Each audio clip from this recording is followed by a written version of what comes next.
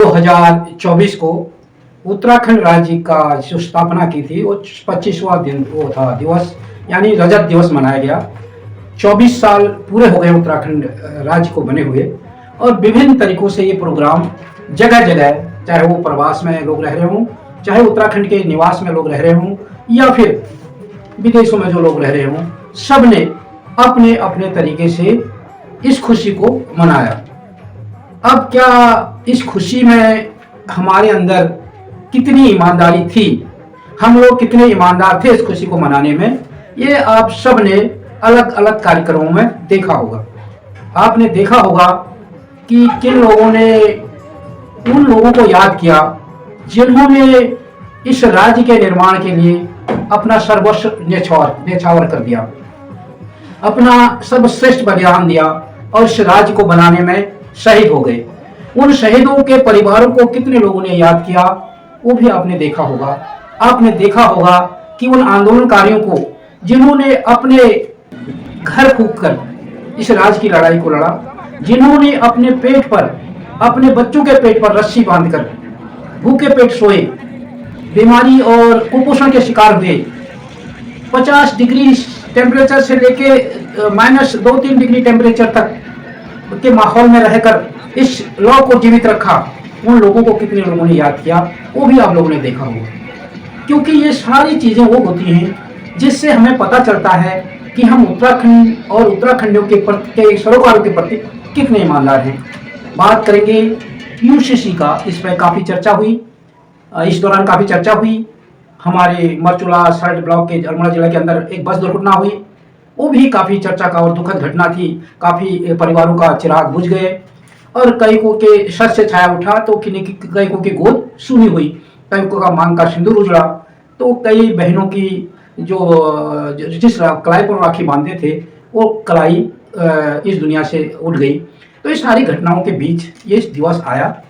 भू कानून, मूल निवास और बेरोजगारों का आंदोलन लगातार उत्तराखंड में चल रहा है, तो ये सारी चीजें इस दौरान भी आई। क्या रहा विशेषकर ये समीक्षा इस वीडियो में करेंगे।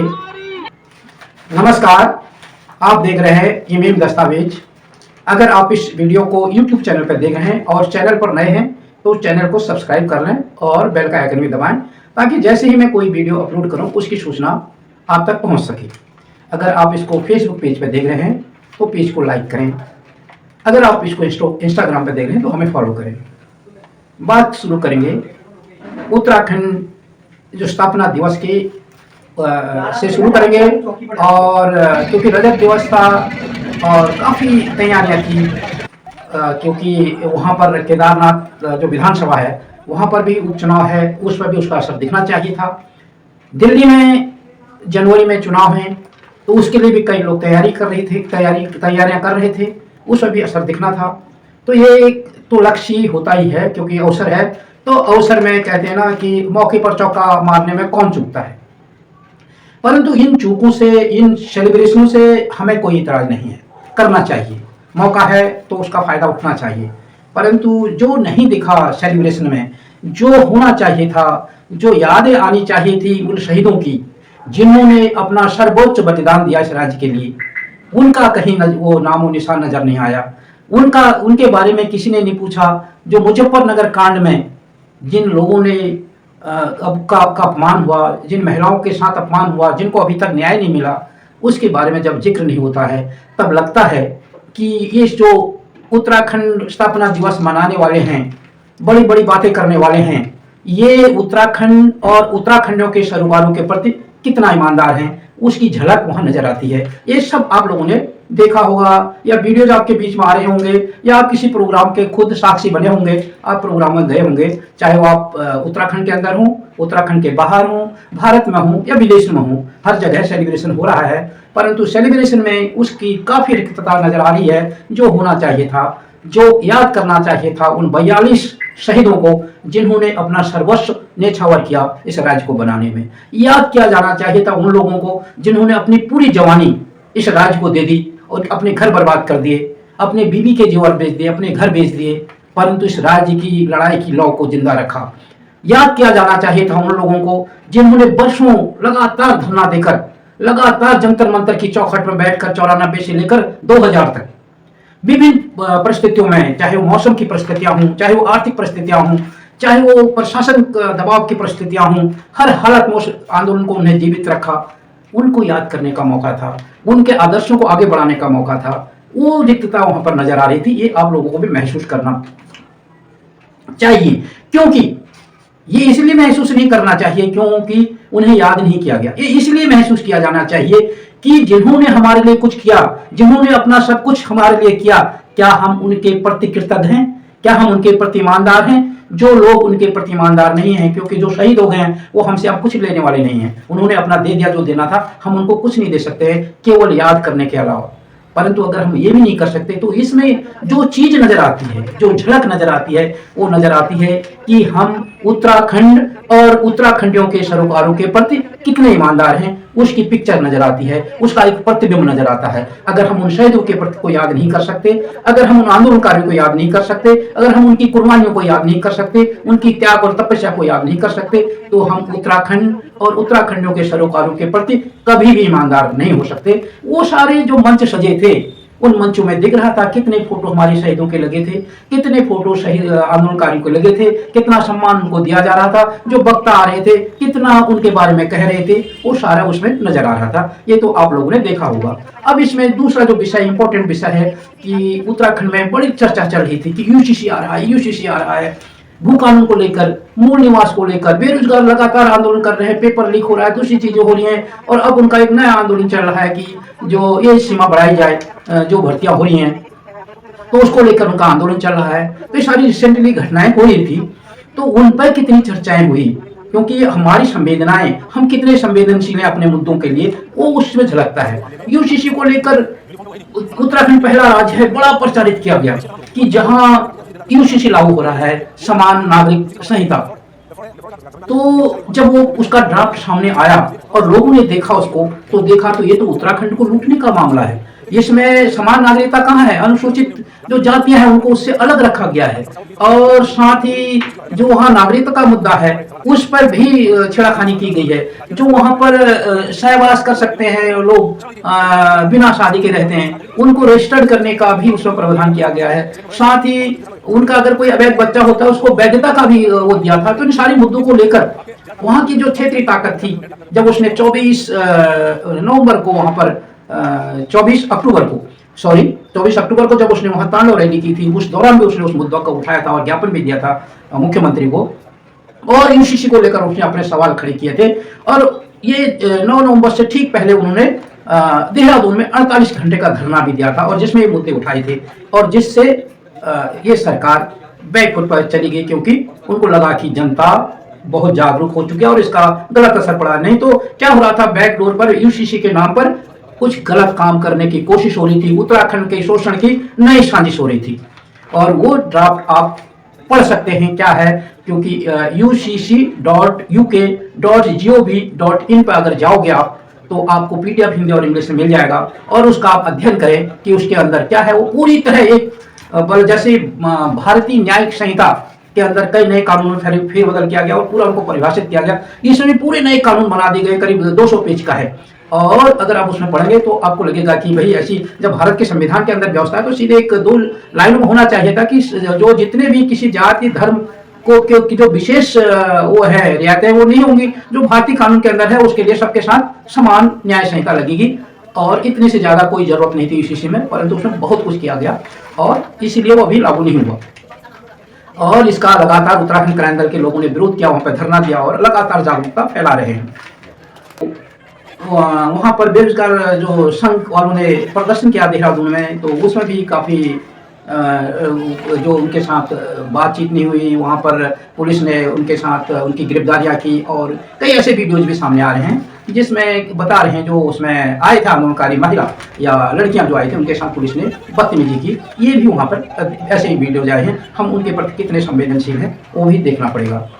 और भू कानून व मूल निवास को लेकर बड़ा आंदोलन 10 तारीख को हरिद्वार में हुआ, और काफ़ी संख्या में उसमें भीड़ थी, लोग काफ़ी आए, और ये एक अच्छा संकेत है कि लोग जागरूक हो रहे हैं मुद्दों को लेकर और आ रहे हैं। और सबसे बड़ी बात है, चाहे वो उत्तराखंड क्रांति दल का तांडव रैली 24 अक्टूबर की रही हो, चाहे 10 नवंबर की जो ये नॉन पॉलिटिकल संगठन है, संघ संघर्ष समिति जो बना रखी है उसके अंदर है, तो लोग बेझिझक जा रहे हैं, क्योंकि उनकी समझ में आ रहा है कि हमें हर उस मुद्दे पर जो उत्तराखंड के सरोकारों के लिए हो, उत्तराखंडियों के सरोकारों के प्रति हो, उसमें जाना चाहिए, वो चाहे किसी का भी मुद्दा हो। तो ये दोनों प्रदर्शन की ये झलक है, और जो एक अच्छी कोशिश हुई, क्योंकि ये प्रदर्शन जो हरिद्वार में हुआ, उसका जो एक जबरदस्त मैसेज जाएगा कि एक बांटने की कोशिश हो रही थी पहाड़वाद, इस मुद्दे को लेकर, मूल निवास और भू कानून को लेकर पहाड़वाद और प्लेन बात करने की कुछ लोगों ने कोशिश की।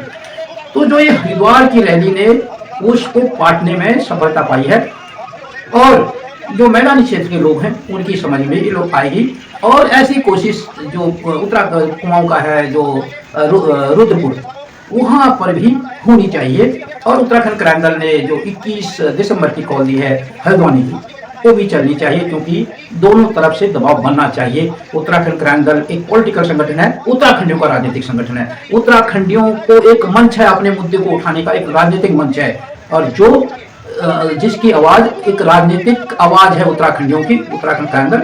और बाकी जो राजनीतिक नहीं बनना चाहते हैं और जो गैर राजनीतिक तरीके से किसी आंदोलन को लड़ना चाहते हैं, उनके लिए संयुक्त संघर्ष में जो बनी हुई है वो आंदोलन कर ही रही है। पर इस आंदोलन की लौ कमजोर नहीं होनी चाहिए, ये दिन प्रतिदिन ज्वाला में बदलनी चाहिए, चाहे उसे कोई भी करे। उत्तराखंड और उत्तराखंडियों के सरोकारों के प्रति जो भी ईमानदार व्यक्ति है उसको इसमें आना चाहिए। वो तांडव रैली ने दिखा दिया 24 अक्टूबर के, और जो 10 तारीख को हुई है आज हरिद्वार में रैली, उसने भी दिखा दिया है कि हम अपने मुद्दों के प्रति ईमानदार हैं, चाहे वो कोई भी करे।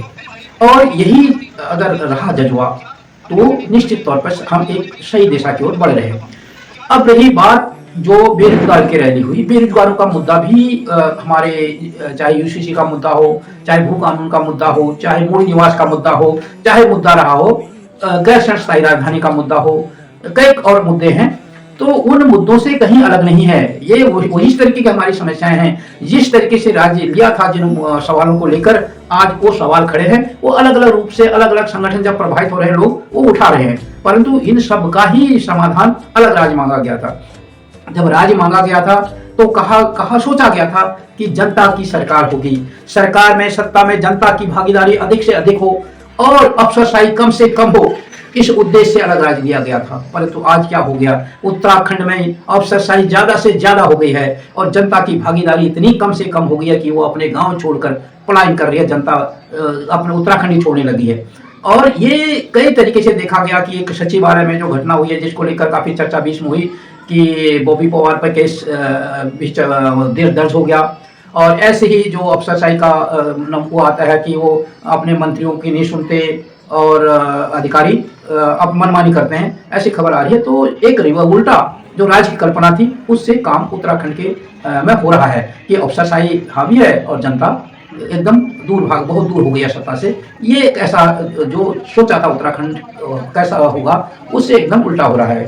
अगर बात करें, सब अपने अपने तरीके से वो कर रहे हैं, सेलिब्रेशन कर रहे हैं, और जो हमारा बेरोजगार संघ है, जो नॉन पॉलिटिकल संगठन आंदोलन कर रहे हैं, जो उत्तराखंड क्रांति दल आंदोलन कर रहा है, चाहे किसी का भी आंदोलन हो, अगर वो उत्तराखंड और उत्तराखंडियों के सरोकारों के प्रति हो, सबको जाना चाहिए। क्योंकि मैं जब बेरोजगार संघ का आंदोलन देख रहा था उसमें काफी मात्रा में युवा आए थे, परंतु वही जब हमने तांडव रैली देखी थी देहरादून में, तो उसमें ये युवाओं की संख्या उतनी नहीं थी। तो हमें वो कोशिश करनी चाहिए कि जब हम सारे लोग संगठित नहीं होंगे जिनके एक जैसे मुद्दे हैं, तब तक इस सरकार को असर नहीं पड़ेगा। ये हमें कोशिश करनी चाहिए, मुद्दा कौन किसी की भी हो, अगर हमारे हित उसके अंदर निहित हैं तो हमको जाना पड़ेगा, हमको भागीदारी करनी पड़ेगी। क्योंकि जब कोई चीज़ होती है उसका फायदा सबको मिलता है, अगर उसका फायदा हमें भी मिलना है तो हमें जाना चाहिए, तभी वो चीज़ मिलेगी। और दूसरी चीज़ जो अगली कोशिश होनी चाहिए कि हम एक नया चेंज करें यहाँ पर, क्योंकि जब तक राजनीतिक चुनौती पैदा नहीं होगी तब तक यहाँ पर उत्तराखंड का भला नहीं हो सकता।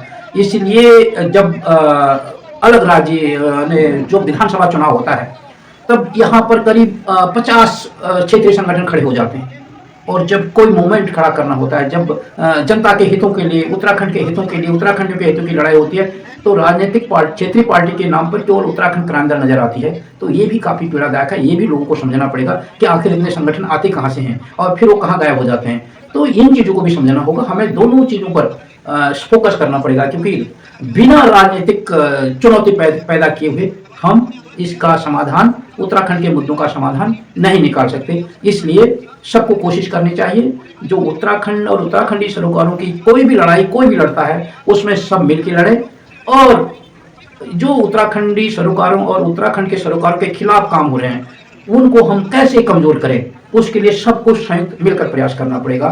यही उसका समाधान हो सकता है। आपका क्या राय है इसमें, आप अपनी टिप्पणी में जरूर लिखना। हमारी वीडियो पसंद आई हो तो इसे लाइक करें और ज्यादा से ज्यादा शेयर करें ताकि बाकी लोगों तक भी ये जानकारी पहुंच सके। हमारे चैनल को सब्सक्राइब करना बिल्कुल ना भूलें और हमारी वीडियोस को सबसे पहले देखने के लिए बेल आइकन को भी जरूर प्रेस करें।